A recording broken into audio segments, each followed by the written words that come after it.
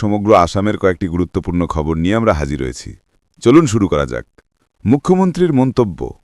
রাজ্যের মুখ্যমন্ত্রী ড হিমন্ত বিশ্ব শর্মা মন্তব্য করেছেন, যদি বিজেপি সরকার না থাকত তাহলে দিশপুর থেকে শুরু করে গোটা অসমকেই মিয়া মুসলিমরা দখল করে নিত। তিনি আরও বলেন, বিজেপি না থাকলে গোটা অসমই মিয়াদের গ্রাসে চলে যেত।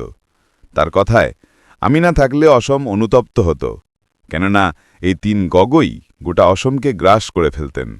এই তিন গগৈ মিয়াদের বড় সমর্থক, তারা মিয়াদের সমর্থন করেন, তাই বিজেপি না থাকলে গোটা অসমকেই গ্রাস করে ফেলত মিয়ারা। নলবাড়িতে বন্ধ ঘোষণা।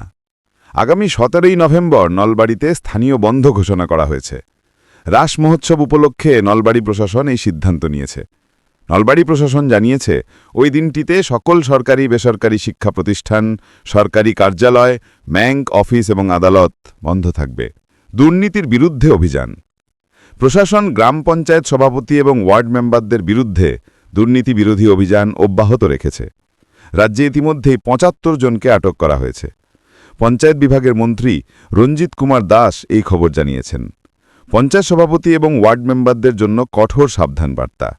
দুর্নীতি করে ধরা পড়লেই এবার সরাসরি জেলে যেতে হবে। দিল্লি বিস্ফোরণ ও নাশকতা। 10ই নভেম্বরের দিল্লি বিস্ফোরণে কেঁপে উঠেছে গোটা দেশ। এই ঘটনায় প্রাণ হারিয়েছেন কমপক্ষে ১৩ জন এবং আহত হয়েছেন আরও ২০ জন। তবে তদন্তে জানা গেছে, এই বিস্ফোরণটি ছিল একটি বড় নাশকতার ছকের অংশ।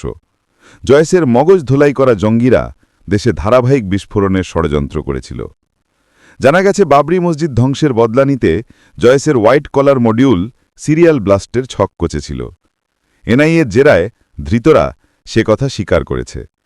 তারা জানিয়েছে, আগামী ৬ই ডিসেম্বর বাবরি মসজিদ ধ্বংসের দিনই দিল্লির ৬টি জায়গায় বিস্ফোরণ ঘটানোর পরিকল্পনা ছিল। মোট ৩২টি গাড়ি ব্যবহার করে এই বিস্ফোরণ ঘটানোর পরিকল্পনা ছিল, যার মধ্যে এখনও পর্যন্ত ৪টি গাড়ি চিহ্নিত করা হয়েছে। বরাক নদীর ভাঙন।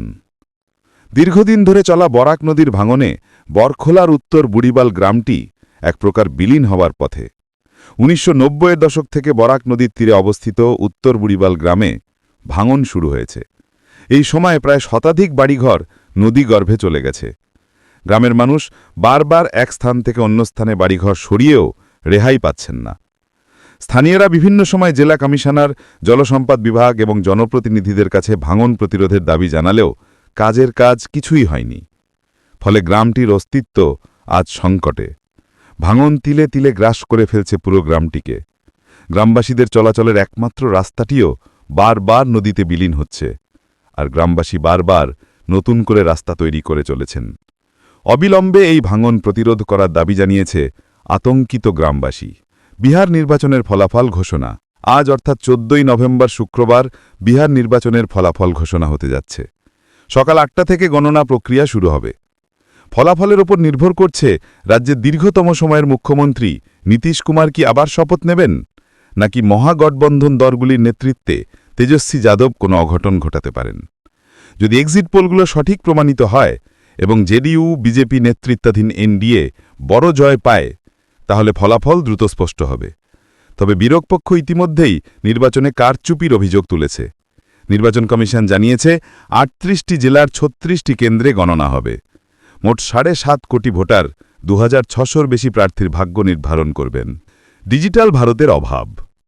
যখন ডিজিটাল ভারতের স্বপ্ন বাস্তবে রূপ নিচ্ছে এবং দেশের প্রত্যন্ত অঞ্চলেও ইন্টারনেট পরিষেবা পৌঁছে যাচ্ছে, তখনও রামকৃষ্ণনগর কেন্দ্রের কয়েকটি গ্রাম সেই উন্নয়নের ছোঁয়া থেকে বঞ্চিত।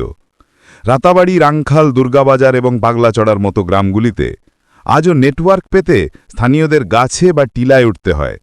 ফোনে কথা বলার জন্য কেউ উঠছেন বাঁশের মাচায়, আবার কেউ হাঁটছেন কয়েক কিলোমিটার দূরের উঁচু জায়গায়। এমন দুর্ভোগ যেন এলাকার মানুষের জীবনে নিয়মিত হয়ে দাঁড়িয়েছে। স্থানীয় এক বাসিন্দা বলেন, নেটওয়ার্ক ঠিকঠাক পাই না, ফোন করতে গেলে টিলায় উঠতে হয়, বৃষ্টি হলেই যোগাযোগ পুরোপুরি বন্ধ হয়ে যায়। দুর্বল নেটওয়ার্কের কারণে পড়াশোনা এবং জীবিকার উপরেও ব্যাপক প্রভাব পড়ছে। অনলাইন ক্লাস, ই-সেবা কেন্দ্রের সরকারি কাজ কিংবা ব্যবসার লেনদেন সবই বিঘ্নিত হচ্ছে। গ্রামবাসীদের দাবি, তারাও ডিজিটাল ভারতের অংশ হতে চান এবং দ্রুত কার্যকর পদক্ষেপ আশা করেন। সাধারণতন্ত্র দিবসে বিস্ফোরণের ছক। দিল্লি বিস্ফোরণকাণ্ডের মূল অভিযুক্ত মুজাম্মিলকে জিজ্ঞাসাবাদ করে উঠে আসছে বিস্ফোরক তথ্য। জানা যাচ্ছে আততায়ীরা সাধারণতন্ত্র দিবসেই বিস্ফোরণের পরিকল্পনা করেছিল এবং সেই লক্ষ্যে তারা লালকেল্লায় রেইকিও করে গিয়েছিল। এছাড়াও এই বছরের দিওয়ালিতেও জনবহুল স্থানে বিস্ফোরণ ঘটানোর মতলব ছিল তাদের, তবে তা কার্যকর করা যায়নি। দিল্লি বিস্ফোরণের পরই দেশ জুড়ে লাল সতর্ক জারি করা হয়েছে। তদন্তে উঠে এসেছে যে মূলত ফরিদাবাদের আলফালা মেডিকেল কলেজের কয়েকজন চিকিৎসক এই নাশকতার নেপথ্যে রয়েছে। জম্মু কাশ্মীর পুলিশ একে হোয়াইট কলার টেরর ইকোসিস্টেম বলছে। তদন্তকারীরা ধৃত মুজাম্মিলকে জেরা করে আরও তথ্যে জানতে চাইছেন। এজিপি কমিটির সংবর্ধনা। নবনিযুক্ত অসম গণপরিষদ কাছাড় জেলা কমিটির নেতৃত্ব শিলচরে পৌঁছালে বৃহস্পতিবার উষ্ণ সংবর্ধনা জানানো হয়। দুপুর 12টার দিকে কুম্ভীরগ্রাম বিমানবন্দরে পৌঁছান কমিটির সভাপতি নজমুল হোসেন মজুমদার, কার্যকরী প্রধান মতিনাথ সিনহা, যুব পরিষদের প্রধান রূপক মোদক ও শিলচর বিধান পরিষদের প্রধান সন্দীপ ভট্টাচার্য সহ জেলা সাধারণ সম্পাদক মমিনুল হক লস্কর। সেখান থেকে শোভাযাত্রা নিয়ে শহরের বিভিন্ন রাজপথ পরিক্রমা করে বেলা 2টায় দলীয় জেলা কার্যালয়ে সংবর্ধনা সভার অনুষ্ঠিত হয়। সভায় অংশগ্রহণ করেন নবনিযুক্ত পদাধিকারীরা। দলের কেন্দ্রীয় সাধারণ সম্পাদক তথা বরাক উপত্যকার সত্যোধ্যাপক বিমলেন্দু সিংহ সভায় সভাপতিত্ব করেন। আজকের আবহাওয়া। এবার বরাক উপত্যকার 3 জেলার আজকের আবহাওয়ার খবর। আজ 14 নভেম্বর শুক্রবার বরাক উপত্যকার 3 জেলায় ঠান্ডা আবহাওয়া থাকার সম্ভাবনা আছে। শিলচর আজ সর্বোচ্চ তাপমাত্রা 28 ডিগ্রি সেলসিয়াস এবং সর্বনিম্ন তাপমাত্রা 17 ডিগ্রি সেলসিয়াস থাকার সম্ভাবনা আছে। করিমগঞ্জ আজ সর্বোচ্চ তাপমাত্রা 28 ডিগ্রি সেলসিয়াস এবং সর্বনিম্ন তাপমাত্রা 17 ডিগ্রি সেলসিয়াস থাকবে। হাইলাকান্দি একইভাবে আজ সর্বোচ্চ তাপমাত্রা 28 ডিগ্রি সেলসিয়াস এবং সর্বনিম্ন তাপমাত্রা 17 ডিগ্রি সেলসিয়াস থাকার সম্ভাবনা আছে। এই ছিল আজকের সকালের গুরুত্বপূর্ণ খবরগুলি। ভিডিওটি অবশ্যই লাইক করবেন এবং আমাদের চ্যানেলটি সাবস্ক্রাইব করে পাশে থাকবেন। ধন্যবাদ।